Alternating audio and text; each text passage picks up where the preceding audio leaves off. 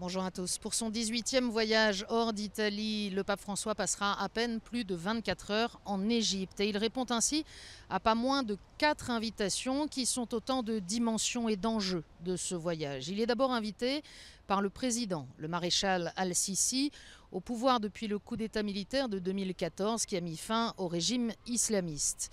Il est également invité par le cheikh Mohamed Al-Tayeb, le grand imam de l'université Al-Azhar, plus haute autorité de l'islam sunnite, qui a repris le dialogue avec le Saint-Siège depuis un peu plus d'une année et qui organise ces jours-ci une conférence pour la paix. Le pape François répond également à l'invitation d'un autre pape, Tawadros II, le patriarche des Coptes orthodoxes, avec qui les relations sont fraternelles depuis sa visite au Vatican quelques semaines à peine après l'élection de François le 10 mai 2013.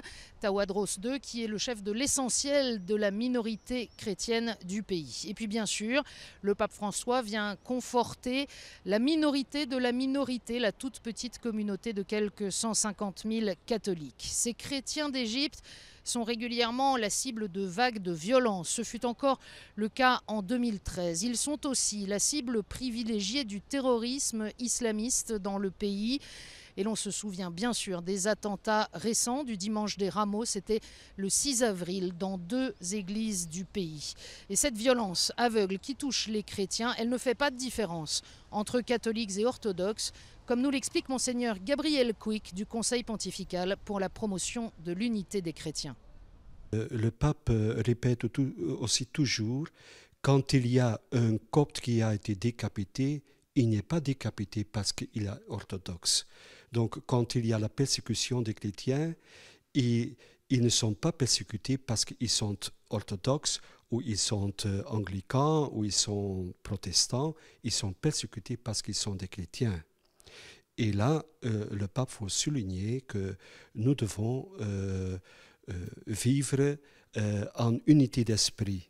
Une unité d'esprit qui sera d'autant plus visible que le patriarche œcuménique de Constantinople, Bartholoméos Ier, sera lui aussi présent en Égypte. Il y a un lien très fort entre le pape François et le patriarche œcuménique, et le fait qu'il sera présent en Égypte en même temps, ça peut renforcer l'unité entre chrétiens en priant aussi pour la possibilité de construire des ponts de fraternité entre les chrétiens et les musulmans. Dès son arrivée ce vendredi après-midi, le pape François rendra une visite de courtoisie au président, puis au grand imam, avant de s'exprimer devant l'université Al-Azhar et d'aller rendre visite au pape Tawadros II, avec qui il priera. Bien entendu, tout cela est à suivre en direct sur KTO et ktotv.com.